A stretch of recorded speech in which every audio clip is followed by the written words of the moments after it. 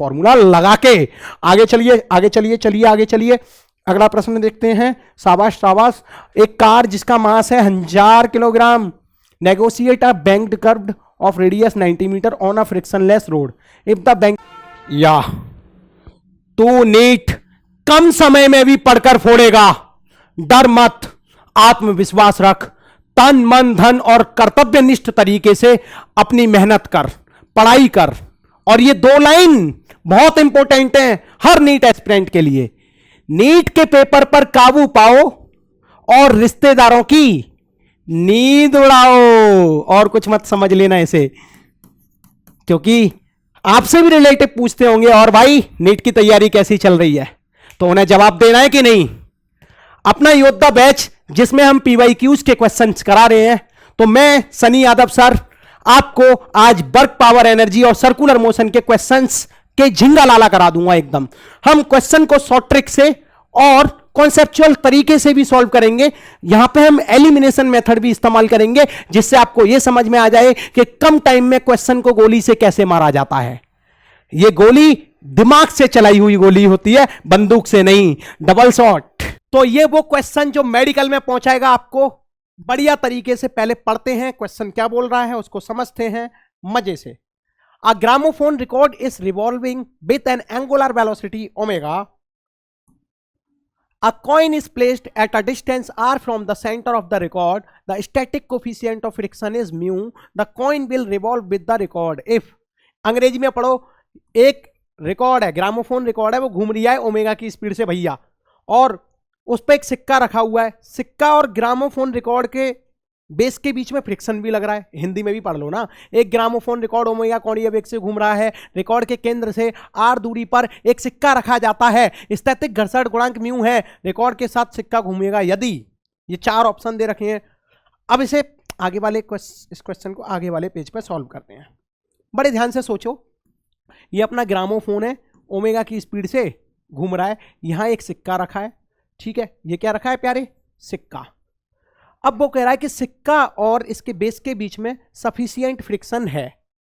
तो ये बताओ, अगर ये ओमेगा की स्पीड से घूमेगा तो यहां से जो दूरी है या इसकी जो सिक्के की रेडियस है इस सेंटर से, वो कितनी होनी चाहिए? Safe radius. तो ये ऑप्शन दे रखे हैं अपने पास 4। तो देखो कंडीशन बड़ी आसान है। हम चाहते हैं कि ये इसके साथ घूमे। तो सोचो, घूमेगा घूमेगा घूमेगा, तो अगर तुम चीटा बन के यहां बैठ के देखोगे तो इधर की तरफ क्या लगेगा? सेंट्रीफ्यूगल फोर्स लगेगा कि नहीं? अरे घूमने की वजह से सिक्के पर सेंट्रीफ्यूगल फोर्स इधर लग रहा है। अगर फ्रिक्शन ना होता तो ये टुचुक ऐसे निकल जाता, लेकिन क्योंकि फ्रिक्शन है, तो फ्रिक्शन की वजह से जब ये आगे जाना चाहेगा तो फ्रिक्शन इस पे किधर लगेगा? पीछे। तो ये रुका रहेगा। जब फ्रिक्शन इस पे पीछे लगेगा तो ये रुका रहेगा। तो वही पूछा है कि भैया ये यहां पे रुका रहे, उसकी कंडीशन बता दो। तो जो फ्रिक्शन है ना, स्टैटिक फ्रिक्शन, वो तुम्हारे सेंट्रीफ्यूगल फोर्स से बड़ा हो या बराबर हो। यही कंडीशन होगी कि ये सिक्का रुका रहे। अब बड़े ध्यान से सोचो, ये सेंट्रीफ्यूगल फोर्स कोई नया फोर्स नहीं है, इस सिक्के पे लगने वाले स्टैटिक फ्रिक्शन की वजह से आया। और मैक्सिमम स्टैटिक फ्रिक्शन का कितना होता है? जल्दी बोलो, म्यू एन होता है कि नहीं? Greater than equal to centrifugal force का फॉर्मूला क्या होता है? M omega square into r. Omega से घूम रहा है, इसको मैंने आर मान लिया, एम मैंने अपनी तरफ से मान लिया, सिक्के का मास एम है। अब सोच, इस सिक्के पे क्योंकि ये बेस पे रखा है तो नॉर्मल रिएक्शन ऊपर लगेगा, एम जी नीचे। जल्दी से फटाफट से एन ऊपर एम जी नीचे। अच्छा क्वेश्चन है इसलिए टाइम ले रहा हूं। तो नॉर्मल रिएक्शन को किससे बैलेंस करने हैं हम? एम जी से। फटाफट इसको बड़ा कर दो। M omega square r, m से आई, एम से एम साफ कर दो, ठीक है। ये हो जाएगा म्यू जी, क्योंकि आर चाहिए मेरे को तो ओमेगा स्क्वायर को मैं इधर ले आ रहा हूं, और ये साइन तो यही रहेगा, तो यहां से आ गई ये आर। तो r mu g upon omega square होनी चाहिए, और साइन कैसा रहेगा? ये इधर की तरफ। ये बहुत ध्यान में रखना, ये कंडीशन इंपॉर्टेंट है, क्योंकि मैं ये चाहता हूं कि सिक्का इस प्लेटफॉर्म पर घूमे इसी के साथ। तो मेरे को क्या करना पड़ेगा? स्टैटिक फ्रिक्शन या तो इसके बराबर कर लूं या सेंट्रीफ्यूगल फोर्स से स्टैटिक फ्रिक्शन को बड़ा कर दूं, जब भी तो ये यहां पे रुका रहेगा। नहीं तो सेंट्रीफ्यूगल फोर्स क्या करेगा? इसे धच्च से खींच के ले जाएगा और ये सिक्का गिर जाएगा, फिर इसके साथ नहीं घूम पाएगा। तो मेन यही कंडीशन है। ये वाला ऑप्शन देख लेते हैं किधर है, r mu g upon omega square, mu g upon omega square, और मुंह किधर की तरफ खुल रहा था, इधर ही खुल रहा था क्या, ये देखो, नहीं mu g upon omega square की तरफ मुंह खुल रहा है, तो ये नहीं है ऑप्शन में, ऐसे गलती हो जाती है आपसे, mu g upon omega square, ये है सही आंसर। किधर मुंह खुल रहा है, ये कहता था instantaneous angular position of a point on a rotating wheel is given by the equation theta t, theta दे रखा है आपको, angular position, the torque on the wheel become zero at, और टॉर्क पूछ रहा है कब जीरो होगा। हिंदी में पढ़ लो, वृत्ताकार पथ में घूर्णन करते हुए किसी भी पहिए पर स्थिति बिंदु की तात्क्षणिक कोणीय स्थिति समीकरण ये है से निरूपित की जाती है, तो पहिए पर लगने वाले बल आघूर्ण का मान शून्य होगा। तो पहले तो याद रखिए कि थीटा टी दे रखा है, बड़े ध्यान से सोचो, बलागुड़ के लिए tau equal to I alpha होता है कि नहीं, और ये अल्फा निकालने के लिए हमें क्या करना पड़ेगा, पहले तो टाउ को शून्य करना पड़ेगा, तो zero equal to I alpha, फिर आई का डिवाइड लगा दूंगा तो अल्फा इक्वल टू जीरो, यानी कि अगर टॉर्क को शून्य करना है तो अल्फा को मैं क्या कर दूं, शून्य कर दूं, कर दो साहब। तो अल्फा कैसे निकाल लेंगे, डी थीटा को टाइम के रेस्पेक्ट में यदि डिफरेंशिएट करते हैं इस चीज को, डी ये क्या है, theta equal to 2t³ minus 6t square को टाइम के रेस्पेक्ट में यदि डिफरेंशिएट करेंगे तो ओमेगा आएगा। कर देते हैं लगे हाथों जल्दी से, डिफरेंशिएट करो, 3 कुद्दी मार के नीचे आ जाएगा, यहाँ हो जाएगा 6t स्क्वायर माइनस 6 दूनी 12t, शाबाश शाबाश, समझ में आ गया। लेकिन सर हमें तो अल्फा चाहिए ना, फिर उसको जीरो करना है, तो इसको एक और बार डिफरेंशिएट कर दो तो अल्फा आ जाएगा। तो क्या आ जाएगा लाडले, अल्फा, एंगुलर एक्सेलरेशन आ जाएगा। और एंगुलर एक्सेलरेशन को कोणीय त्वरण बोलते हैं हिंदी में। 6 दूनी 12t माइनस 12 इक्वल टू, ये अल्फा आ गया ना, अल्फा को क्या करना है, जीरो, तो जीरो इक्वल टू क्या हो जाएगा, 12t माइनस 12। इसको इधर ले जाओ तो यहां से समझ में आ गया होगा कि t इक्वल टू 1 सेकेंड आ गया। कितना आ गया, 1 सेकेंड का है ऑप्शन में दूसरा। इसका मतलब ये हुआ कि थीटा दे रखा है, एंगुलर एक्सेलरेशन निकालना है, तो टॉर्क क्या हो जाएगा, जीरो, अल्फा को जीरो रख दो, टुचुक ही तो कर दिया मैंने, आंसर आ गया। आगे चलते हैं, अगला प्रश्न करते हैं बढ़िया तरीके से, जलवेदार तरीके से। A particle moves in a circle of radius 5 centimetre with constant speed and time period. Information दे रखी है रेडियस, टाइम पीरियड 0.25 सेकंड दे रखा है। The acceleration of the particle, Hindi में पढ़ो, एक कण 5 सेंटीमीटर त्रिज्या के वृत्ताकार पथ में एक स्थिर चाल और 0.25 सेकंड के आवर्त काल से घूर्णन कर रहा है। कण का त्वरण है, तो कण का क्या पूछ रहा है, त्वरण। तो देखो बढ़िया तरीके से सॉल्व करते हैं हम इसे, with constant speed and time period. ठीक है, तो टाइम पीरियड का फॉर्मूला क्या होता है, मान ले एक कण अगर सर्कुलर मोशन कर रहा है तो घूमेगा कितना, 2 पाई हो जाएगी इसकी एंगुलर डिस्प्लेसमेंट अपॉन ओमेगा। अरे यार ये पढ़ा है कि नहीं, ये ऐसे angular speed equal to 2 pi upon t, ये तो पढ़ा होगा ना। तो सोच, पहले तो ओमेगा निकाल ले, 2 पाई, और with constant speed and time period कितना दे रखा है, 0.2 पाई, 0.2 पाई, पाई से पाई साफ हुआ, 0.2 से कटेगा तो यहाँ पे आएगा omega equal to 10 radian per second. शाबाश मेरे शेर, कोई दिक्कत नहीं। The acceleration of the particle, ये भाई ऐसे जाएगा, एक्सेलरेशन इधर सेंट्रीपिटल एक्सेलरेशन भी लगेगा।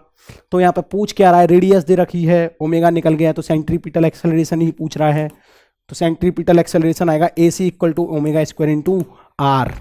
ओमेगा की वैल्यू तूने निकाल ली मेरे शेर, 10 का स्क्वायर, रेडियस कितनी है 5 सेंटीमीटर, सेंटीमीटर को मीटर में कन्वर्ट कर ले तो स्वाहा हो जाएगा इसका और इसका। तो AC कितना बचेगा प्यारे बालक, 5 radian per second square. Option से मैच करा ले मेरे चीते, पहला वाला ऑप्शन इज करेक्ट।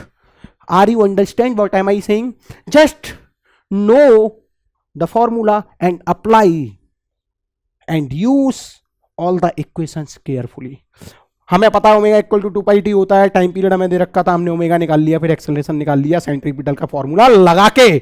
आगे चलिए आगे चलिए चलिए आगे चलिए, अगला प्रश्न देखते हैं। शाबाश शाबाश। एक कार जिसका मास है 1000 kilogram, negotiate a banked curved of radius 90 metre on a frictionless road, if the banking angle is 45 degree, the speed of the car is. क्या कार की स्पीड पूछ रहा है, क्या हमें बैंकिंग एंगल दे रखा है, हिंदी में पढ़ो। 1000 किलोग्राम द्रव्यमान की एक कार घर्षणहीन सड़क पर 90 मीटर त्रिज्या के एक ढालू झुके हुए मोड़ से गुजरती है। यदि मोड़ का झुकाव 45 डिग्री हो तो कार की चाल है। क्वेश्चन सर्कुलर मोशन से है और सड़क के झुकाव की बात हो रही है और स्पीड की चर्चा हो रही है। तो एक ही रिलेशन मेरे को याद आ रहा है यहां पर, tan theta equal to b square बटे आर जी। पूछो कैसे, ये भी पूछने की चीज है। एक रोड झुका हुआ है तो वहां पे जो एंगल होता है वो tan theta equal to b square by r g होता है। मास्टर ने पढ़ाया होगा, ये रिलेशन याद कर लो, बहुत काम आता है। नीट में क्वेश्चन आते ही आते हैं, या ऐसा क्वेश्चन आ सकता है जिसमें ये वाला फॉर्मूला इस्तेमाल होगा। छींक दूं? चश्मा निकल गया। दो छींक एक नाक काम बनेगा ठीक। चलो जल्दी से, ऐसे डायलॉग ऐसे है, एक नाक दो छींक काम बनेगा ठीक। tan थीटा, tan 45 की वैल्यू बोलो कितनी होगी, 1/√2। थीटा की जगह मैंने क्या रखा, 45। बी के बारे में कोई ज्ञान नहीं, लेकिन रेडियस का क्या ज्ञान है रे? हाँ, रेडियस का ज्ञान है 90 मीटर। जी की वैल्यू को 10 ही लेंगे हम। और एक मिनट, 1045 है ना, तो 1045 की वैल्यू तो 1 होगी। 1/√2 क्यों लिखी हमने? हाँ, इसको ना 1 लिखना। अच्छा, ये हो जाएगा 900, तो बी स्क्वायर इक्वल टू हो जाएगा 900। और यहाँ से वेलोसिटी कितनी आएगी, 30 मीटर पर सेकंड। बोलो स्वाहा। कहाँ गया? चौथा ऑप्शन, बोलो स्वाहा। समझ में आया? मजेदार एकदम कहर। tan theta equal to b square by r g. जब भी कभी वेलोसिटी और इंक्लाइन एंगल का जिक्र हो और वाहन चल रहा हो, बैंकिंग एंगल है 45 डिग्री, ठीक है, ये पढ़ लो क्वेश्चन बढ़िया तरीके से। और कार की स्पीड पूछी है तो यही लगाना है। आगे देखो, नीट में आए हुए प्रश्न है, कोई बाहर के नहीं है। Two stone of mass m and 2m are whirled in a horizontal circles. The heavier one in a radius r/2 and the lighter one in radius r. The tangential speed of lighter stone is n times that of the value of heavier stone. ठीक है, ये कहना चाह रहा है कि जो tangential speed of lighter stone, जो हल्का स्टोन है, मान ले लाइटर को बोल दिया BL, the tangential speed of lighter stone is n times that of the heavier stone. n times है किसके, हैवियर स्टोन के। ये इंफॉर्मेशन दे रखी है। आगे क्या बोला है, when they experience same centripetal force the value. इस प्रश्न को हिंदी में भी पढ़ लेते हैं एक बार। m तथा 2m द्रव्यमान के दो पत्थर क्षैतिज वृत्त में घुमाए जाते हैं। इसका मतलब क्या है, एक सेंटर से एक m मास का पत्थर बांधा गया है, एक 2m मास का बांधा गया है। इसमें भारी पत्थर r/2 रेडियस पे है। अरे तो इसको r/2 बोल दो, तो इसे भारी बना दो 2m, इसे हल्का बना दो। तथा हल्का r त्रिज्या में है, ये r/2 हो गया, तो ये पूरी कितनी हो गई, r। ये डायग्राम है इसका। फिर क्या है, ये इंफॉर्मेशन दे रखी है कि जो हल्का पत्थर है वो n गुना है भारी पत्थर के। Okay sir. आगे बोलता है, यदि जब वे समान अभिकेंद्रीय बल का अनुभव करते हैं, समान मतलब इस पर जो फोर्स लगेगा सेंट्रीपिटल फोर्स, मान ले इसको बोल दिया FC1 या FC भारी हैवियर, इस पे बोल दिया FC लाइटर, तो ये दोनों बराबर हैं। इस प्रश्न को मैं यहां से हल करना चालू करता हूं कि सेंट्रीपिटल फोर्स FCL और FCH दोनों के इक्वल हैं। हल्के भारी के सेंट्रीपिटल फोर्स बराबर है, क्वेश्चन में दे रखा है, और मुझे पता है कि इसका मास कितना है 2m, और मैं जानता हूं फॉर्मूला होता है mv²/r सेंट्रीपिटल फोर्स का। तो यहां पे लिखूंगा मास, तो मास कितना है इसका 2m। वेलोसिटी क्या है, भारी है, तो वेलोसिटी हैवियर लिख दूं इसको bh² अपॉन r। इसकी रेडियस क्या है r/2। ठीक है प्यारे लाल। और ये हल्का जो है पत्थर, उसका मास m है, इसकी वेलोसिटी ऑफ लाइटर l का स्क्वायर अपॉन इसकी रेडियस क्या है r। शाबाश मेरे शेर। क्या r से r कट जाएगा और ये 2 ऊपर पहुंच जाएगा, तो ये हो जाएगा 4। m से m भी साफ कर दो, और यहाँ पे bh², ये क्या हो जाएगा bh²। और यहाँ एक इक्वेशन ये दे रखी है, bl जो है nbh के बराबर है, तो यहाँ पे nbh लिख दो।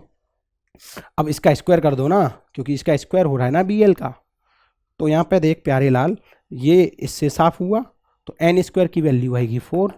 इसको सॉल्व करेंगे तो n की वैल्यू कितनी आ जाएगी 2। ए स्क्वायर सॉल्व कर ले, 2 आ जाएगी, आंसर 2 आ गया कि नहीं। एन स्क्वायर इक्वल टू 4 तो एन इक्वल टू 2, सिंपल सी बात है। इंफॉर्मेशन को एक्सट्रैक्ट करो, चित्र में उतारो, फिर उसको सॉल्व करो, आंसर आ जाएगा 1 से 1.5 मिनट में। प्रैक्टिस करना बहुत ही ज्यादा जरूरी है। चलो अगला प्रश्न करते हैं। What is the minimum velocity with which a body of mass m must enter a vertical loop of radius r so that it can complete the loop? ये तो मास्टरों ने याद भी कराया होगा। यदि कोई सर्कल में कोई भी बॉडी रिवॉल्व कर रही है और ये पूरा सर्कुलर लूप कंप्लीट करे तो बॉटम में मिनिमम वेलोसिटी कितनी होनी चाहिए? वो होती है √5 g r। अभी मैं पोटेंशियल एनर्जी का एक क्वेश्चन भी करा चुका हूँ इसका, ठीक है, या आगे देख लेना, आप करा दूंगा, टेंशन मत लो उसको।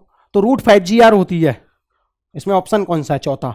तो बॉटम पे जो मिनिमम स्पीड होती है √5 g r होती है, जिससे पूरा चक्कर काट सके, और टॉप पे जो स्पीड होती है वो होती है √g r। ये बात याद कर लेना। और टॉप पर जब पत्थर पहुंचता है तो टेंशन हो जाती है 0 रस्सी में, अगर रस्सी से बंधा हुआ है तो।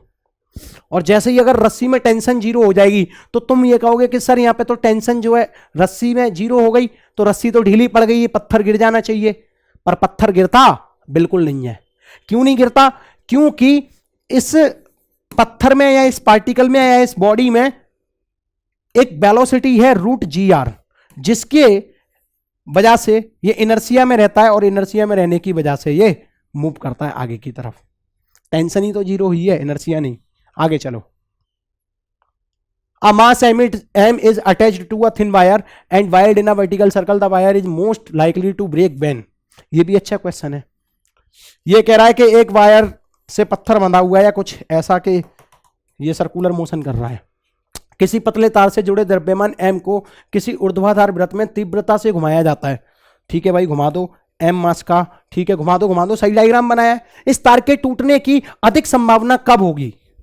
4 ऑप्शन दे रखे हैं। The mass is at the lowest point, जब द्रव्यमान अपने सबसे नीचे वाले हिस्से में होगा।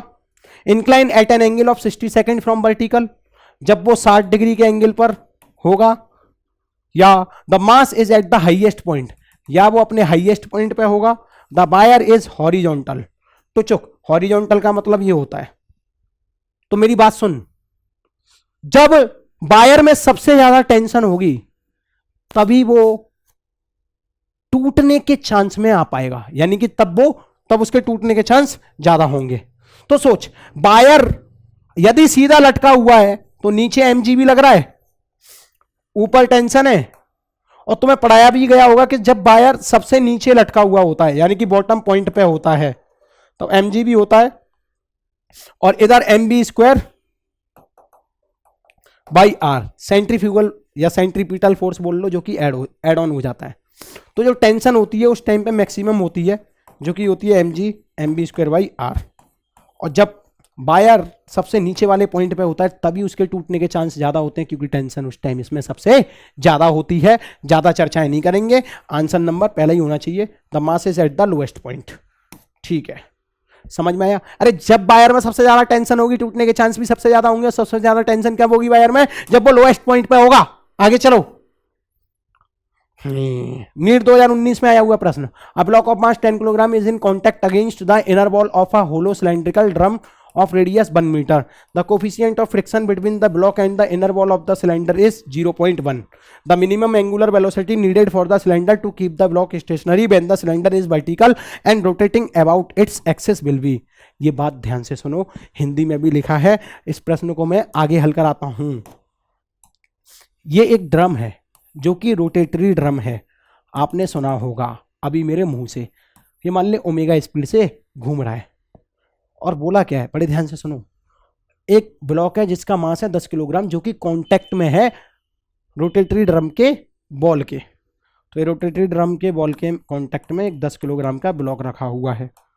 अब सोच, ये वर्टिकल बॉल है, ये ड्रम ऐसे ऐसे घूम रहा है वॉशिंग मशीन का, टुचुक टुचुक टुचुक टुचुक, वॉशिंग मशीन घूमती है ना, उसमें मान ले कपड़ा एक 10 किलोग्राम का, वो कॉर्नर में चिपक गया है।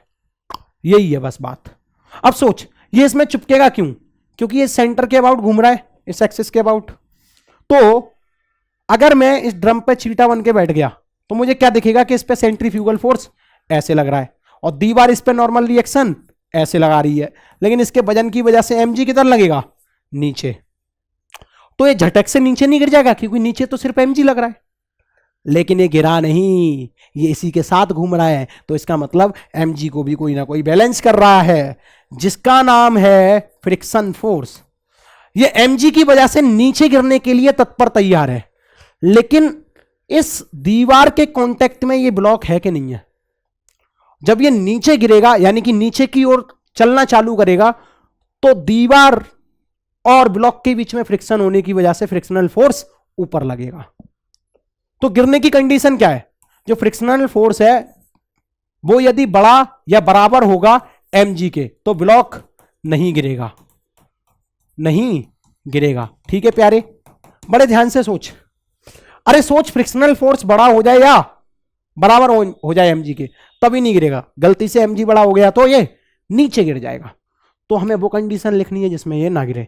मैक्सिमम फ्रिक्शन फोर्स कितना लगा सकता है, म्यू इंटू एन, ये हो गया mg। नॉर्मल रिएक्शन किसके बराबर है, सेंट्रीपिटल फोर्स के बराबर, तो म्यू एफ सी mg के बराबर। अरे नॉर्मल रिएक्शन इसी को तो बैलेंस कर रहा है, तो n की जगह एफ सी आया। एफ सी का फॉर्मूला आपको पता है, ये ओमेगा से ही घूम रहा है ना, ये ओमेगा कहाँ है इसका, omega the minimum angular velocity. अच्छा यही पूछ रहा है, मिनिमम एंगुलर वेलोसिटी ही पूछा है इसने, वेरी नाइस। तो ओमेगा, तो इसको लिखो तुम m omega square into r, centrifugal force को एम जी, एम से m साफ करो, म्यू की वैल्यू शायद 0.1 है, ये ओमेगा स्क्वायर है। रेडियस कितनी है यहाँ पे देखो कहीं, कहाँ है रेडियस, हाँ रेडियस 1 मीटर, ये रही, सब कुछ छिपा हुआ है 1, और g कितना है 10, इसमें इसका डिवाइड लगा दो, 10/0.1, पॉइंट हटेगा 100 आ जाएगा। तो यहाँ से ओमेगा कितना आ जाएगा, ओमेगा आएगा 10 रेडियन पर सेकंड स्क्वायर। सॉल्व कर लेना। तो ओमेगा यानी कि अगर वो ड्रम 10 रेडियन पर सेकंड स्क्वायर से तेज घूमेगा, तभी इस पे 10 किलोग्राम का ऑब्जेक्ट बैलेंस हो पाएगा। तो आंसर कहां गया, आंसर कहां गया, ये रहा 10 रेडियन पर सेकंड। ओके, कंफ्यूज होने की कोई आवश्यकता नहीं है, बिकॉज इसमें मेहनत करने की आवश्यकता है। क्वेश्चंस ऐसे ही आएंगे आपके, ठीक है, ढंग से पढ़ना है। नीट 2022 में आया हुआ क्वेश्चन देखो आप बढ़िया तरीके से, झटकेदार तरीके से। The angular speed of a fly wheel moving with uniform angular acceleration changes from 1200 RPM to 3120 RPM in 16 second. The angular acceleration Hindi में भी पढ़ लो। एक समान कोणीय त्वरण से घूम रही किसी फिरकी की कोणीय चाल 16 सेकंड में 1200 आरपीएम से 3120 आरपीएम हो जाती है, तो बताइए उसका कोणीय त्वरण क्या होगा, यानी कि अल्फा। एंगुलर एक्सेलरेशन पूछ रहा है और इसका सूत्र होता है omega 2 minus omega 1 upon T.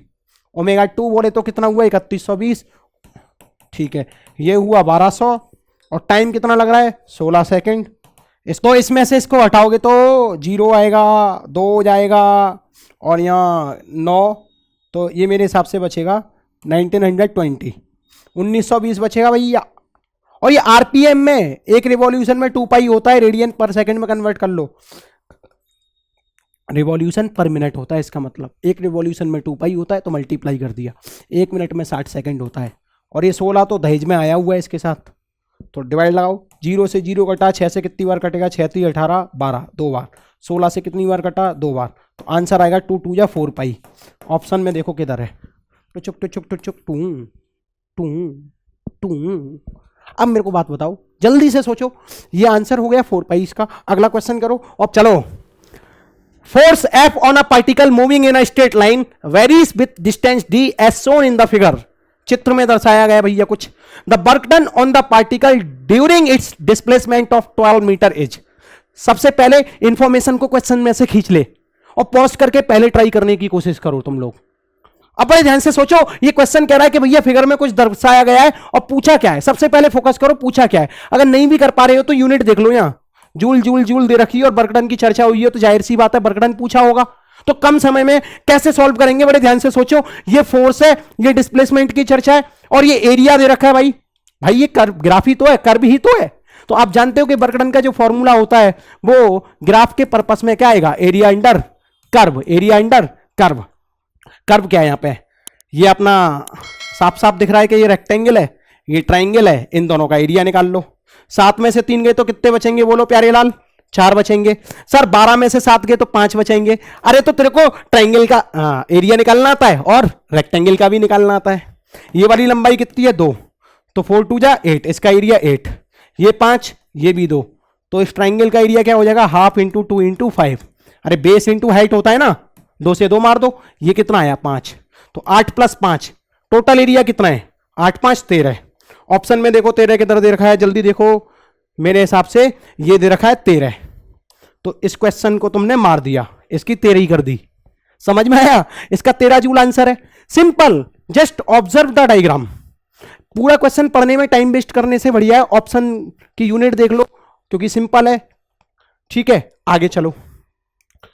अगला प्रश्न, a person of mass 60 kilogram is inside a lift of mass 940 kilogram and press the button on control panel, the lift start moving upward with acceleration 1 meter per second square. If g की value फलाना दिखाना, the tension in the supporting cable is, पूछ क्या रहा है? Newton दे रखा है और ये पूछ रहा है टेंशन। तो एक बात बताओ भैया, 940 किलोग्राम की लिफ्ट है, ये बात पता चल गई। इसके अंदर 60 किलोग्राम का एक सुंदर सा स्मार्ट सा मेरे जैसा बालक है। मेरा 80 किलोग्राम वजन है, वो बात अलग है। ठीक है, अब इधर देखो, तो इसका टोटल वेट कितना, टोटल मास कितना हुआ? 940 + 60। लिफ्ट का जो मास हुआ, ओवरऑल जो टोटल मास हुआ वो 1000 हो गया कि नहीं? किलोग्राम। अब बड़े ध्यान से सोच, ये लिफ्ट रस्सी के द्वारा ही ऊपर चढ़ेगी और इसमें रस्सी में टेंशन टी आएगी, और ये भी बोला है कि जो लिफ्ट है वो 1 मीटर पर सेकंड स्क्वायर से ऊपर की तरफ जा रही है, एक्सेलरेट हो रही है। तो इसका एक्सेलरेशन कितना है प्यारे लाल? 1 मीटर पर सेकंड स्क्वायर। तो सूडो फोर्स पढ़ा है, उससे भी कर सकते हो, नहीं डायरेक्ट भी कर सकते हो। सूडो फोर्स ये कहता है कि अगर तुम नॉन इनर्शियल फ्रेम में बैठ के देखते हो तो जो उस फ्रेम का एक्सेलरेशन होता है उसके जस्ट अपोजिट एक्सेलरेशन ले लो, और उस पर फोर्स निकालना हो तो एम ए कर दो। सही बात है कि नहीं है? तो यहां पे एम टोटल इंटू ए। और टेंशन कैसे आएगी? अब ये जो टेंशन है रस्सी में, ये जो तनाव है वो इस फोर्स को भी बैलेंस कर रहा है और mg फोर्स को भी। ये एक और फोर्स लगेगा mg, जो कि धरती माता की वजह से लगेगा। तो ये टेंशन दो फोर्सेस को बैलेंस कर रहा है। T = एक तो mg को बैलेंस करेगा m टोटल, प्लस एक बैलेंस कर रहा है mta। सही है कि नहीं है? टोटल वजन कितना है? 1000 किलो। 1000 में 10 का मल्टीप्लाई कर दे, यहां 1000 में 1 का मल्टीप्लाई कर दे। मेरे हिसाब से गणित लगाओगे तो ये 11000 हो जाएगा कि नहीं? तो 11000 ऑप्शन में किधर है? जल्दी बोलो, जल्दी बोलो। Second option is correct. आया? अरे आया कि नहीं आया? मजा आया कि नहीं आया? इसको तुम दूसरे तरीके से भी सोच सकते हो कि भैया ये रस्सी में तनाव है टी, नीचे इसमें वजन के माने mg तो लगेगा ही लगेगा, साथ में ये a एक्सेलरेशन से जा रही है। क्योंकि ये ऊपर जा रही है तो नेट फोर्स कैसे लिखोगे? F net = ma। शाबाश शाबाश, एकदम जलवेदार तरीके से सर समझ में आ रहा है। तो बड़ा फोर्स, क्योंकि ये ऊपर जा रही है तो टेंशन को बड़ा मानो, mg को छोटा मानो, तो T - mg = क्या हो जाएगा? ma। इसको उधर ले जाओ तो ma + mg। टेंशन आ गई कि नहीं? और मास जो यहां पे लोगे वो टोटल मास लोगे। अब सुनो, 2 क्वेश्चन मैंने कराए, अब अगले क्वेश्चन को आप देख के पॉज करके पहले खुद से करना, देन मेरा सॉल्यूशन देखना। अगर उसमें कोई ट्रिक छिपी हुई होगी या कुछ सौ ट्रिक से निकल रहा होगा या एलिमिनेशन मेथड से निकल रहा होगा तो मेरी जिम्मेदारी है, मैं उसको बताऊंगा। आगे चलो और पॉज करके इसको पहले तुम सॉल्व करो, तुम्हारी जिम्मेदारी है। कर लिया होगा मुझे उम्मीद है। अब मैं कराता हूं। पहले प्रश्न को ढंग से पढ़ो, फिर ऑप्शन भी पढ़ना। The potential energy of a system increase if work is done. Potential energy system की कब इंक्रीज होती है? जब काम कैसा हो? पहला ऑप्शन है by the system against a conservative force. तो कंजर्वेटिव फोर्स की चर्चा है, नॉन कंजर्वेटिव फोर्स की भी चर्चा है। By the system against a non conservative force. अगला ऑप्शन है upon the system by a conservative force, upon the system by a non conservative force. तो सोच, अगर मान ले अपने सिस्टम में ये बॉल है, इसको मैं ऊपर ले जा रहा हूं, जा रही है जा रही है जा रही है, मान ले ये यहां आ गई, ये जमीन से इतनी ऊपर पहुंच गई, तो नीचे तो mg फोर्स लगेगा जो कि एक कंजर्वेटिव फोर्स है, और बॉल जा किधर रही है? ऊपर। बड़े ध्यान से सुनो, डिस्प्लेसमेंट ऊपर है, फोर्स mg का नीचे लग रहा है, और इसकी पोटेंशियल एनर्जी क्या है? जैसे जैसे मैं ऊपर इसको ले जाऊंगा, क्योंकि पोटेंशियल एनर्जी का फॉर्मूला होता है mgh, तो जैसे जैसे हाइट बढ़ेगी वैसे वैसे पोटेंशियल बढ़ेगी कि नहीं? तो जैसे जैसे मैं इसको ऊपर ले जाऊंगा बॉल को, इसकी पोटेंशियल एनर्जी बढ़ेगी, और पोटेंशियल एनर्जी बढ़ेगी तो इसका मतलब क्या है कि भैया mg नीचे लग रहा है और डिस्प्लेसमेंट इसकी ऊपर है। जब कंजर्वेटिव फोर्स नीचे हो और डिस्प्लेसमेंट ऊपर हो तो क्या डिस्प्लेसमेंट और फोर्स अपोजिट है? इसका मतलब जो वर्क डन होगा वो कंजर्वेटिव फोर्स के कैसे होगा? अगेंस्ट। ये कंजर्वेटिव फोर्स नीचे लग रहा है, इसके अगेंस्ट, यानी कि इसके अपोजिट जा रही है बॉल, इसीलिए इसे बोल रहे हैं अगेंस्ट अ कंजर्वेटिव फोर्स। तो पहला ऑप्शन सही है। जब हम mg के अपोजिट ऊपर ले जाएंगे बॉल को तब इस पे कंजर्वेटिव फोर्स के अगेंस्ट काम होगा और पोटेंशियल एनर्जी इंक्रीज होगी। झिंगा लाला हो गया, माइंड में बैठ गया थ्योरेटिकल क्वेश्चन कैसे करते हैं। चलो अब आगे चलते हैं। अगला प्रश्न देखो, पॉज करके इसको हल करो, कर दो, हल कर दो, हल कर दो। एक बार वॉइस चेक करते रहना। A car of mass m starts from rest and accelerate so that the instantaneous power delivered to the car has a constant magnitude p naught. आय हाय, आगे देखो, the instantaneous velocity of this car is proportional to. Instantaneous velocity पूछ रहा है, किसके proportional है? Option में देखो, सॉरी इंफॉर्मेशन में देखो, मास दे रखा है, स्टार्ट फ्रॉम रेस्ट भी दे रखा है, एंड एक्सेलरेट, तो एक्सेलरेशन भी दे रखा है। तो यहां पे पावर जो है कांस्टेंट दे रखी है। ऐसे क्वेश्चन नीट में जनरली पूछे जाते हैं और इस टाइप के 3 क्वेश्चन बन जाते हैं। एक इसमें से यही है, तो सुनो बड़े ध्यान से। आप जानते हो कि पावर का जो फॉर्मूला होता है वो होता है, क्योंकि यह वेलोसिटी की बात हो रही है, रेस्ट से स्टार्ट हो रहा है ना, और वेलोसिटी पूछी जा रही है, तो पावर को वेलोसिटी के फॉर्मेट में लिख लो। पावर इक्वल टू क्या होता है? एफ डॉट वी होता है कि नहीं? और यहां पे ये पावर जो है पी नॉट दे रखा है। अच्छा, और ये भी हो रहा है कि जो एक्सेलरेशन है वो कांस्टेंट और मास m दे रखा है, तो फोर्स कैसे निकालोगे? F equal to m a into v. सही बात है मास्टर, कलाकार हो यार आप तो, बड़ी बढ़िया बात बता दी, ये तो हमें भी बताती।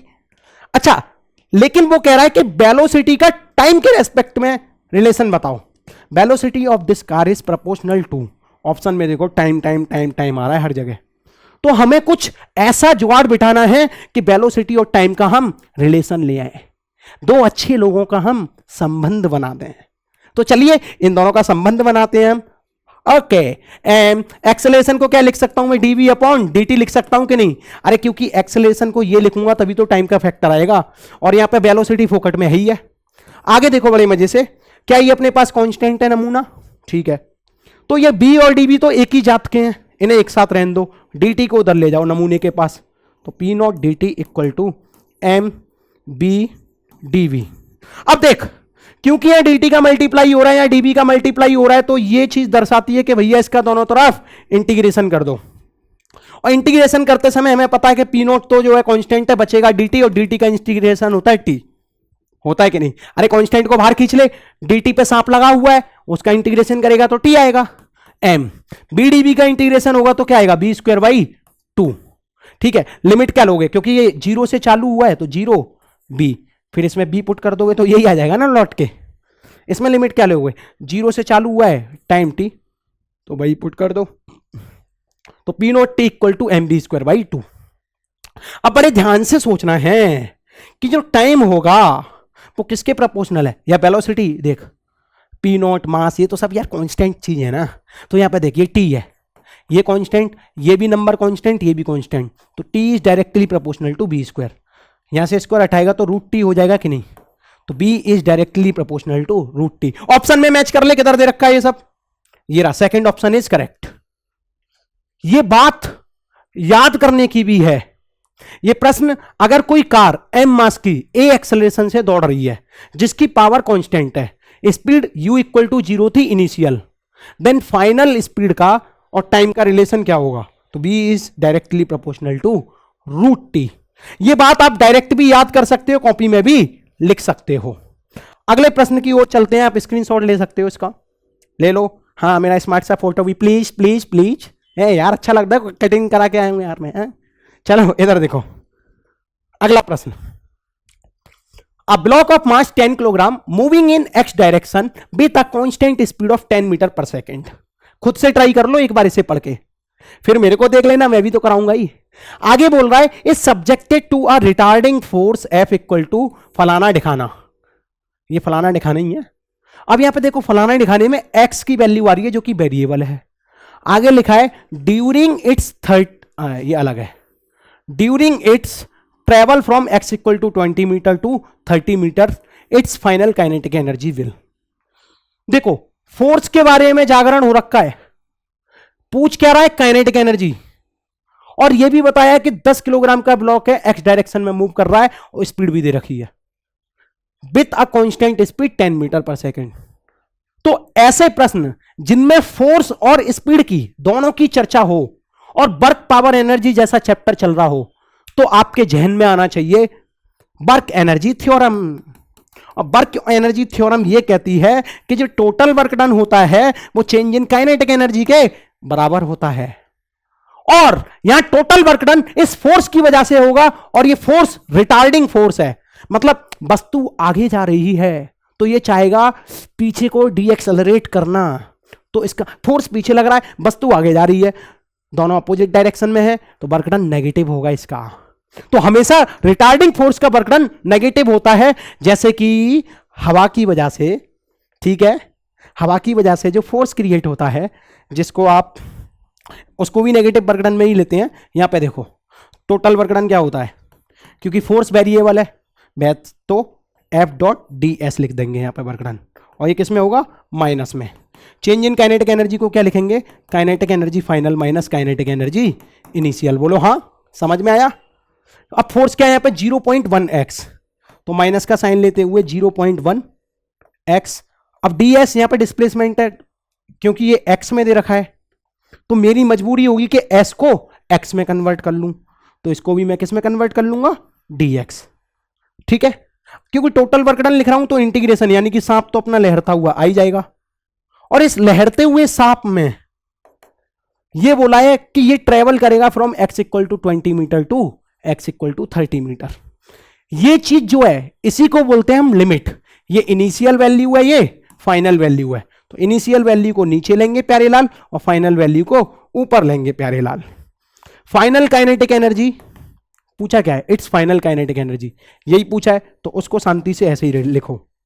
इनिशियल काइनेटिक एनर्जी क्या हो जाएगी, काइनेटिक एनर्जी का फॉर्मूला होता है हाफ एम बी स्क्वायर, और इनिशियल वेलोसिटी कितनी दे रखी है 10 मीटर पर सेकेंड। चलो जल्दी से सॉल्व करते हैं अब इसे। Total work done 0.1 x D x का इंटीग्रेशन करो तो 0.1 तो कॉमन आ जाएगा कि कांस्टेंट है, एक्स डी एक्स का इंटीग्रेशन हो जाएगा एक्स स्क्वायर बाई 2, और 2 भी कांस्टेंट है तो इसको भी बाहर ले लो, और लिमिट क्या है 20 और ये क्या है 30 equal to kinetic energy final minus half.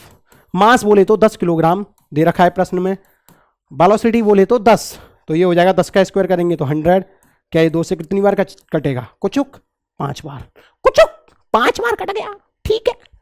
इसको इसमें पुट करो, ये आएगा 0.1/2, 30 का स्क्वायर होगा 900 माइनस 20 का स्क्वायर होगा 400। सॉल्व कर लो यार, अब तो कैलकुलेशन बच रही है। Kinetic energy final minus 500। अब बड़े ध्यान से सोचो, 900 में से 400 गया तो कितना बचेगा, जाहिर सी बात है 500।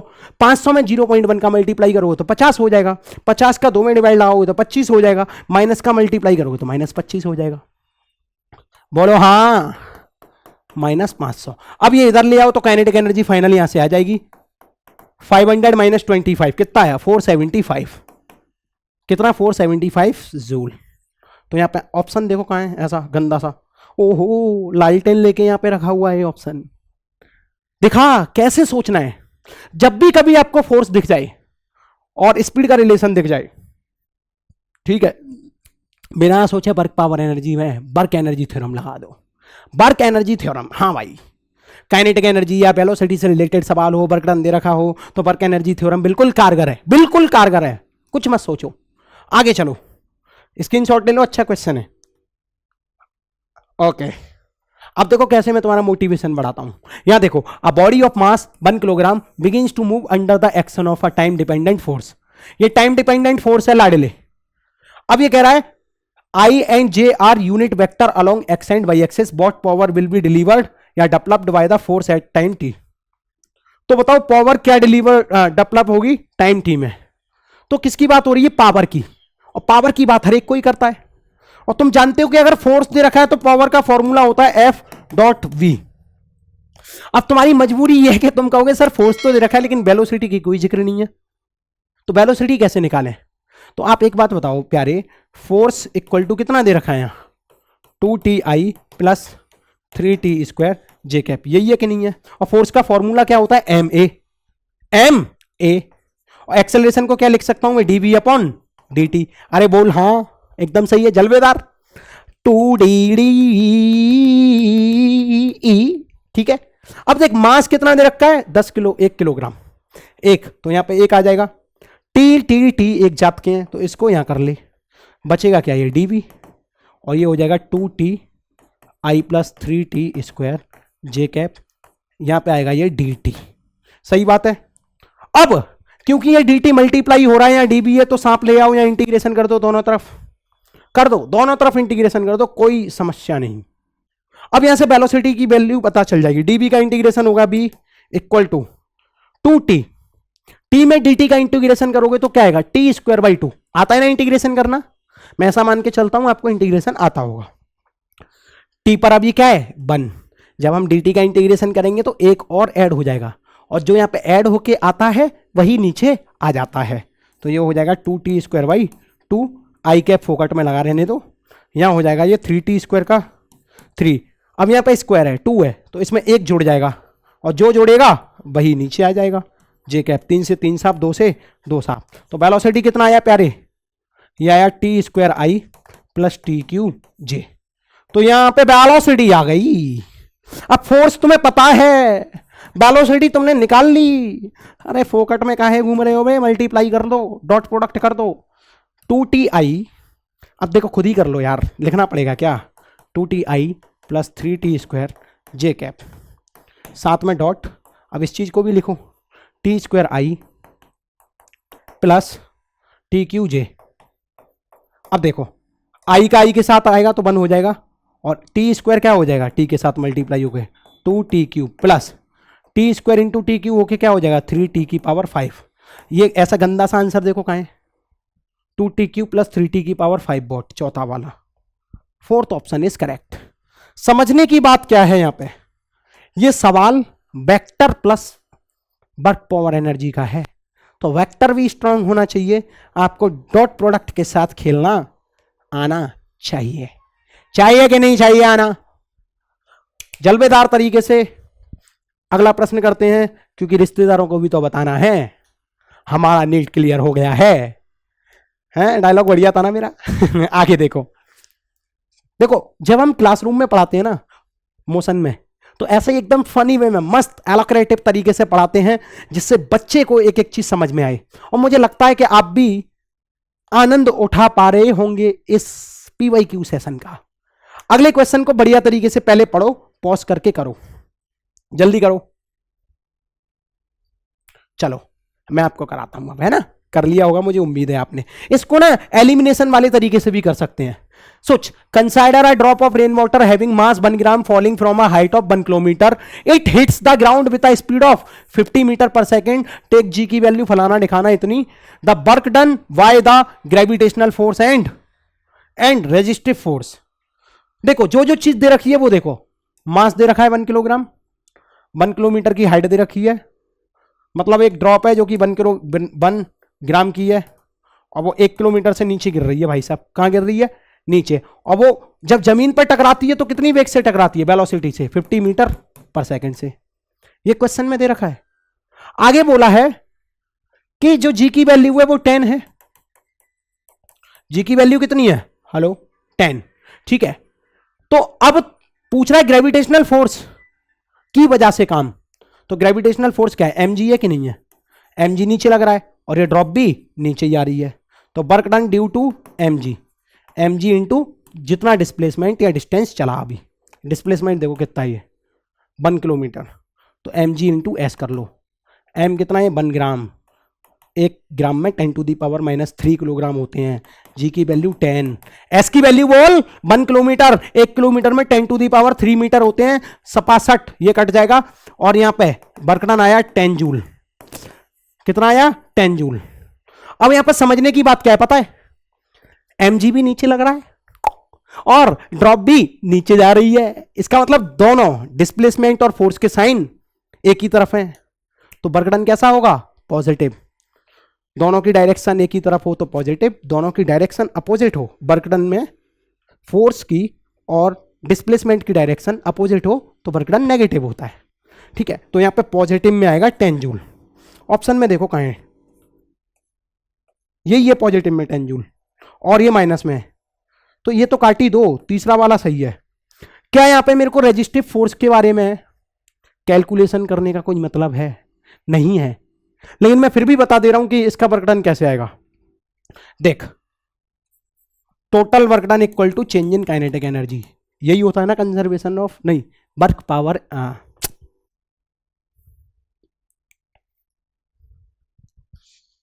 तो यहां पे वर्क एनर्जी थ्योरम का इस्तेमाल करके हम रेजिस्टिव फोर्स निकाल सकते हैं। जैसे कि वर्क डन टोटल क्या लिखूंगा मैं, work done bye mg, resistive force मतलब ड्रॉप अगर नीचे जाएगी तो हवा ऊपर की तरफ फोर्स लगाएगी और ड्रॉप जाके दर रही है नीचे, तो दोनों अपोजिट डायरेक्शन में कि नहीं, डिस्प्लेसमेंट नीचे फोर्स ऊपर, तो साइन कैसा आएगा, नेगेटिव।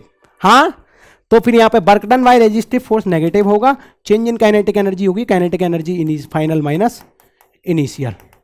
इनिशियल में तो ये ड्रॉप जो है ड्रॉप की गई है, पानी की बूंद छोड़ी गई है, तो ये तो हो जाएगी 0 और यहाँ पे हो जाएगा हाफ mv²।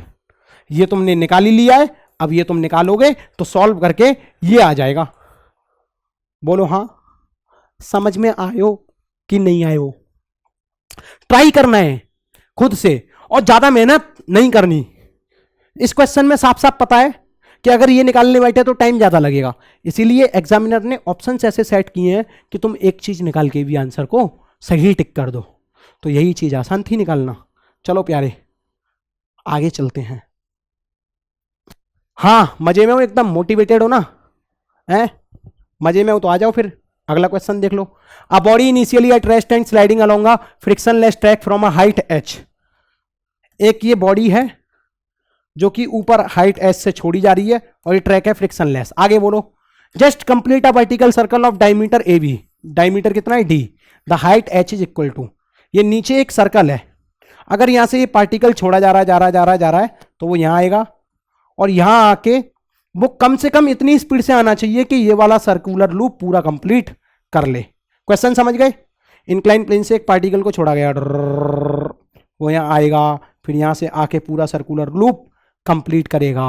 हेलो, आ रहा है ना? हेलो, फोकस फोकस, इधर फोकस।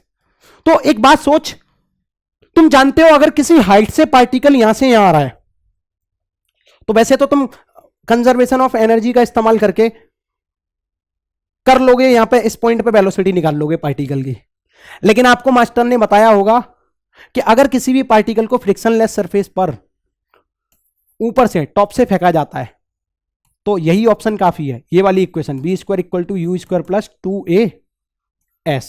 u क्या है इसका, 0। अरे u क्या है, इनिशियली तो 0 है ना। s क्या है, यहां से यहां तक ये जो h है ना वही लिख दे यहां पे, तो वेलोसिटी क्या आ जाएगी, √2। एक ही जगह क्या आएगा, क्योंकि इस पे जो एक्सेलरेशन है वो केवल और केवल किसकी वजह से है, ग्रेविटी की वजह से, एक ही वजह से g आएगा, s की जगह h आएगा। तो वेलोसिटी निकालने का तरीका, यानी कि जब ये यहां से ढरकेगी और यहां पहुंचेगी तो इस वेलोसिटी पर a पॉइंट पर इसकी वेलोसिटी ये होगी। निकालो, इसको सॉल्व करो, √2g यानी कि 10 इंटू h। ठीक है, तो इस पॉइंट की वेलोसिटी पता चल गई अब हमें। अब सोचो, इन्होंने ये भी बोला है कि इस पॉइंट पर जब ये पार्टिकल आएगा तो इसे पूरा सर्कुलर लूप कंप्लीट करना पड़ेगा, और सर्कुलर मोशन में मुझे लगता है कि आप लोगों ने पढ़ा होगा कि यदि किसी पार्टिकल को सर्कुलर मोशन कंप्लीट करना है तो कम से कम, अगर मान लो इसकी रेडियस r है सर्कल की, तो कम से कम जो वेलोसिटी होती है यानी कि मिनिमम वेलोसिटी जो होती है वो क्या होती है, √5gr बॉटम पॉइंट पे, और इस पॉइंट पर कितनी होनी चाहिए, टॉप पॉइंट पे √gr। ये आपने पढ़ा है। तो सोच, अगर इस पार्टिकल को पूरा सर्कुलर मोशन कंप्लीट करना है, पूरा सर्कुलर मोशन कंप्लीट करना है, तो क्या ये वेलोसिटी जो है इसके बराबर नहीं हो जाएगी? यानी कि ये जब पार्टिकल गिरेगा इस पॉइंट पे जो वेलोसिटी होगी v वो किसके बराबर होनी चाहिए, u मिनिमम के बराबर होनी चाहिए कि नहीं। और ये कितनी है, √2gh। और तुम्हें अंदर से क्या पता है, √5gr। बोलो हाँ, पता है कि नहीं। क्या रूट से रूट साफ कर दूं, 2gh बचेगा यहां, और यहां 5g। अब यहां पे रेडियस नहीं दे रखा, डायमीटर दे रखा है, और डायमीटर के ही टर्म में वो बातें कर रहा है। तो तुम्हें पता है कि डायमीटर जो होता है वो 2 टाइम्स होता है किसके, रेडियस के। तो यहां से रेडियस की वैल्यू क्या आएगी, डायमीटर के फॉर्म में है d/2। तो इस d/t को यहां रख दो r की जगह। बोलो हाँ। तो यहां से ये पूछ क्या रहा था, height h is equal to, तो हाइट h की वैल्यू पूछ रहा है डायमीटर के टर्म में। तो क्या g से g साफ हो गया, तो h यहां से क्या आएगा, आगे सॉल्व करो इसे, h इक्वल टू 5d/2, और ये 2 नीचे चला जाएगा तो यहां 4 हो जाएगा। बोलो हाँ, मजेदार तरीके से। और ये ऑप्शन कहां पे है, 5d/4 चौथा वाला। ये ऐसा क्वेश्चन था जिसमें circular motion plus potential energy और काइनेटिक एनर्जी का भरपूर इस्तेमाल है। क्वेश्चन को समझो ढंग से, एक और बार पीछे जाके इसे दोबारा से देखो। जब भी एक पार्टिकल को छोड़ते हैं, क्योंकि ग्रेविटी नीचे लग रही है, तो वेलोसिटी इसकी लिखेंगे b इक्वल टू √2gh, और वही वेलोसिटी इस पॉइंट की होगी। और शर्त ये भी है कि ये वाला पूरा सर्कल कंप्लीट कर ले। तो हमें मास्टर ने सर्कुलर मोशन में पढ़ाया होगा कि मिनिमम वेलोसिटी पार्टिकल को कितनी चाहिए, √5gr। तो √5gr √2gh के बराबर हो जाए, तो वहीं से h की वैल्यू यानी कि 5d/4 आनी चाहिए, जिससे ये पूरा घूम पाए पार्टिकल जो है यहाँ पे, जो भी बॉडी है यहाँ पे। आया, अरे बोलो मजे से आया कि नहीं आया। मुझे लगता है आ गया होगा। आगे अगले क्वेश्चन को अटेम्प्ट करो आप लोग, इस क्वेश्चन को अटेम्प्ट करो खुद से, और फिर मेरा सॉल्यूशन देखो। चलो, लगता है आपने अटेम्प्ट किया होगा और कमेंट में आंसर भी टाइप किया होगा। इधर देखो, a force F equal to फलाना दिखाना on a particle in a y direction where F is a Newton, oh and by in meter। By metre में F न्यूटन में है, ठीक है, मतलब ये डिस्प्लेसमेंट के कुछ ख्याल है। Work done by this force to move the particle from y equal to 0 to y equal to 1 metre. यानी कि एक पार्टिकल है जिस पे वेरिएबल फोर्स लग रहा है F, और वो फोर्स कितना है 20 + 10y, और 0 से 1 मीटर चल रहा है। तो पूछ रहा है कि भैया वर्क डन बता दो। और तुम जानते हो कि अगर बाई डायरेक्शन में पार्टिकल मूव कर रहा है तो F.dx ना होके क्या हो जाएगा, वो dy, क्योंकि फोर्स अब वेरिएबल तो है लेकिन बाई के टर्म में है। तो डिस्प्लेसमेंट अब किधर है इसकी, बाई डायरेक्शन में। फोर्स क्या है 20 + 10y। बोलो हाँ, इंटू dy। कर दो इंटीग्रेट, dw सांप का साइन लेके आओ, मतलब इधर दोनों तरफ ले आओ ना। अब इसे इंटीग्रेट कर दो, कर दो कर दो कर दो फटाफट से। ये तो इतना सिंपल इंटीग्रेशन है कि बिना देखे भी सॉल्व कर सकते हो तुम इसे। जब तुम इसे इंटीग्रेट करोगे तो लिमिट क्या रखोगे, 0 से 1 बाई की, तो यहाँ पे इनिशियल लिमिट 0, ये 1, और डी तो होता है 0 से w, तो इसे w - 0 w हो जाएगा ना। ये हो जाएगा 20y + 10y²y2 इंटीग्रेट करके। अरे बाई dy का इंटीग्रेशन y²y2 होता है ना। लिमिट 0 से 1, 2 से कितनी बार साफ हुआ, 5 बार। सॉल्व करो, 1 रखो यहाँ पे, 20 + 5 कितना हुआ, 25। वर्क डन कहाँ है ये वाला, 25 जूल। तो मेरे को लगता है ऑप्शन नंबर 1 इज करेक्ट। और मुझे लगता है कि ये जलवेदार तरीके से आपको भी समझ में आ गया होगा। चलिए आगे चलते हैं।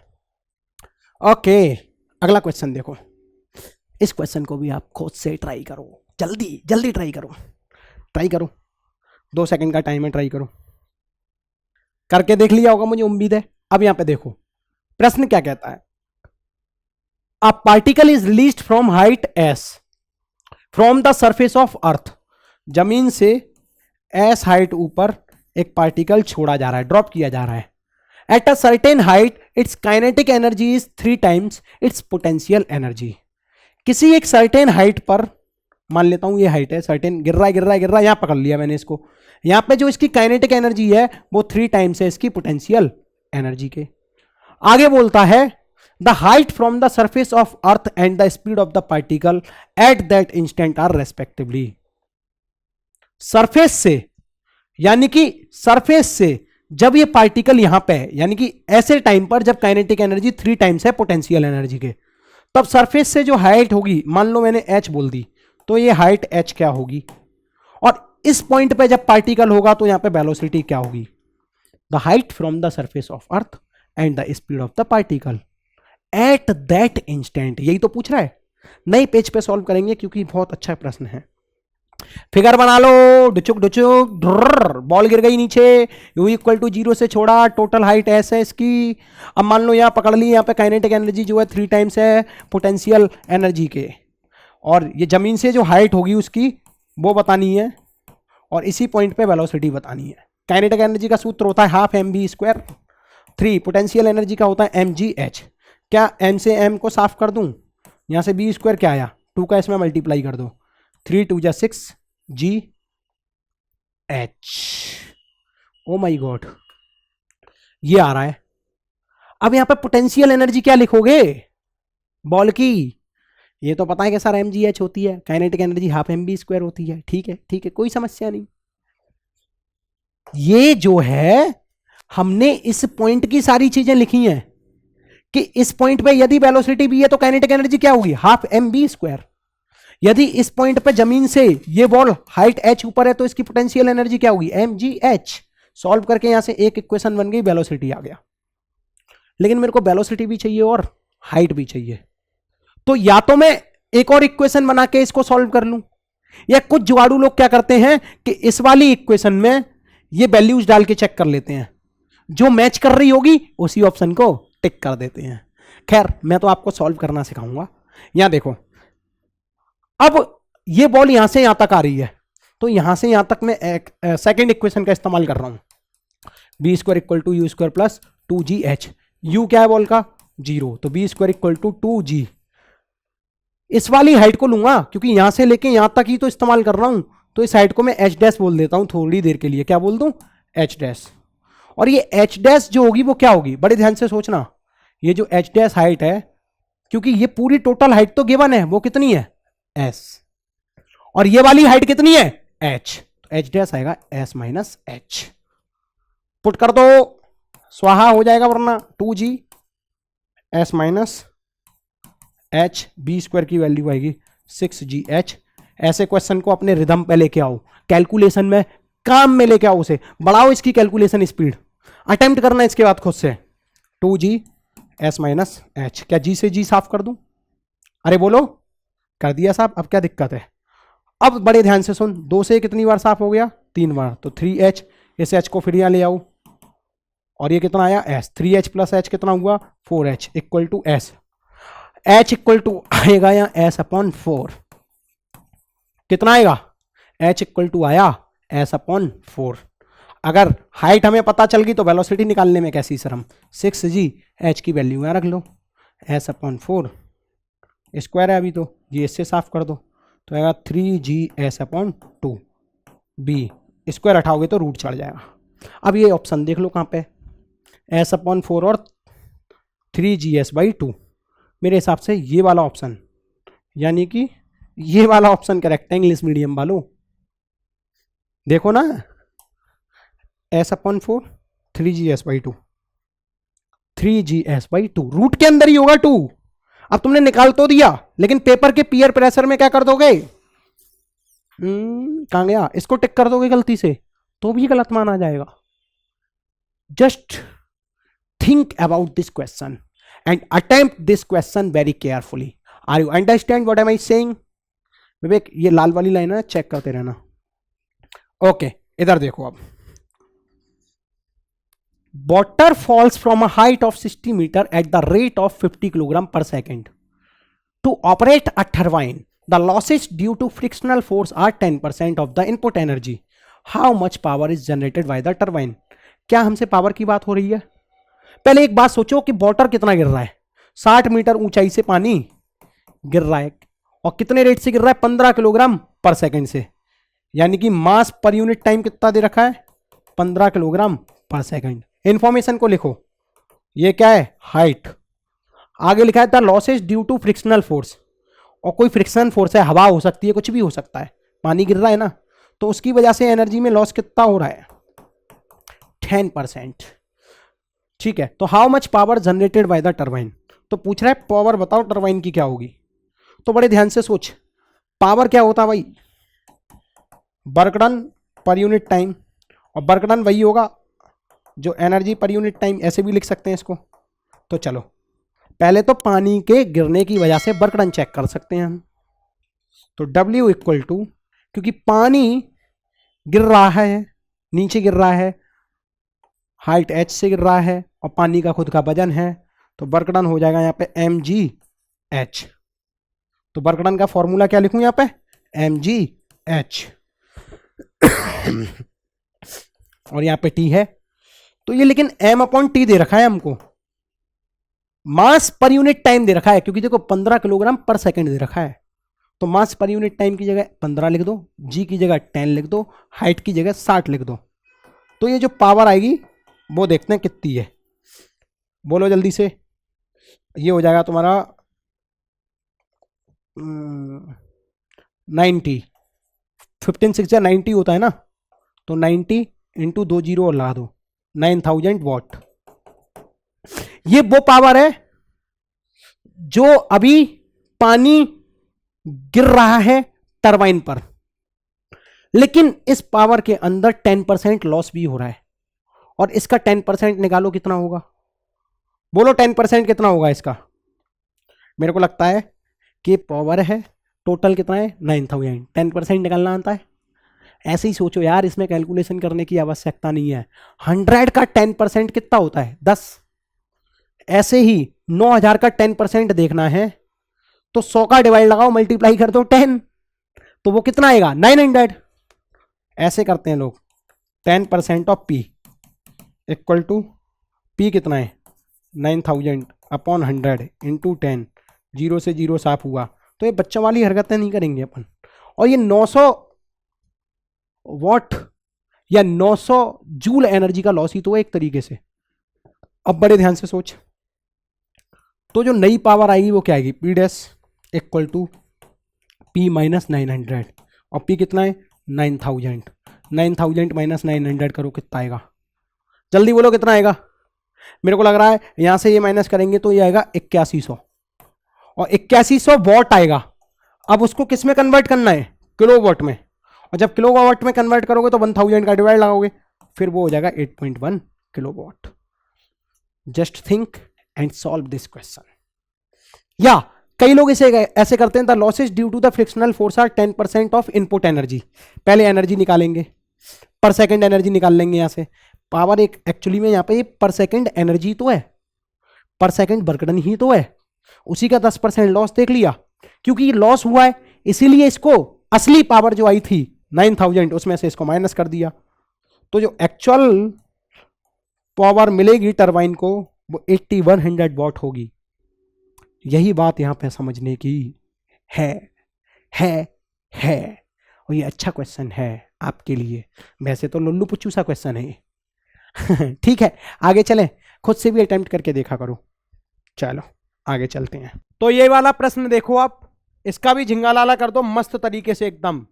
The potential energy of a long spring when stretched by 2 centimetre is U।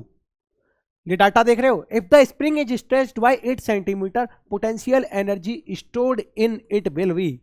एक स्प्रिंग है भैया जिसको अगर 2 सेंटीमीटर खींचे जाए तो इसमें पोटेंशियल एनर्जी U है, लेकिन अगर इसी स्प्रिंग को 8 सेंटीमीटर तक खींचा जाए तो बताइए उसमें नई एनर्जी कितनी होगी U के टर्म में। तो इस प्रश्न को समझने के बाद आप जानते हो कि एक ही स्प्रिंग है और पोटेंशियल एनर्जी का फॉर्मूला होता है हाफ के एक्स स्क्वायर। हाफ भी कांस्टेंट, के भी कांस्टेंट, तो U जो है किसके प्रोपोर्शनल है? Directly proportional to x square. अब क्या कंपैरिजन कर लो, U कब है? जब x कितना है? 2 सेंटीमीटर। तो U इक्वल टू क्या है? 2 सेंटीमीटर का स्क्वायर अपॉन डिवाइड लगा दो। U डैश पोटेंशियल एनर्जी कब होगी? जब हम इसको कितना खींच देंगे? 8 सेंटीमीटर का स्क्वायर। कंपेयर ही तो करना है। U is directly proportional to x square. 2 centimetre का स्क्वायर कर दो या 8 सेंटीमीटर का स्क्वायर कर दो, U डैश निकाल देंगे। अब बड़े ध्यान से मजे से देखो, u upon u dash equal to ये हो जाएगा 4, ये हो जाएगा तुम्हारा 64, ये 4 से कट जाएगा 16 बार। कितनी बार प्यारे लाल? 16 बार। तो यहां से u डैश आएगा तुम्हारा 16 इंटू यू, कितना आएगा? 16 u। तो इसका आंसर कितना हुआ? 16 u। ऐसे ये मस्त तरीके से सॉल्व कर सकते हो। हिंदी मीडियम वालों हिंदी में भी पढ़ लेना इसको, आपको मजा आ जाएगा, आनंद आ जाएगा। अब देखो, और तो मुझे लगता है कोई क्वेश्चन नहीं बचा, तो बस अब अपने सारे क्वेश्चन समाप्त हुए। आप सबको थैंक यू। योद्धा बैच में मेरे से अगर ये पूरा पढ़ा है आपने, तो ऐसे ही और टीचर्स से आप पढ़ना। और बड़े ध्यान से सुनो, डबल शॉट नाम का एक कोर्स आ रहा है हमारा, जिसमें हम नीट का पूरा रिवीजन कराएंगे, ओवरऑल रिवीजन कराएंगे। तो आप मोशन नीट चैनल से भी जुड़ सकते हो। मोशन नीट से तो आप जुड़े ही हो, मोशन के ऐप से भी जुड़ सकते हो। इस ऐप पर ऐसे टेस्ट हैं, ऐसे कोर्सेस हैं, जिनको यदि आप एक्सेस कर लेते हो तो आपका भला निश्चिंत होगा ही होगा। जब तक के लिए बाय बाय, टाटा।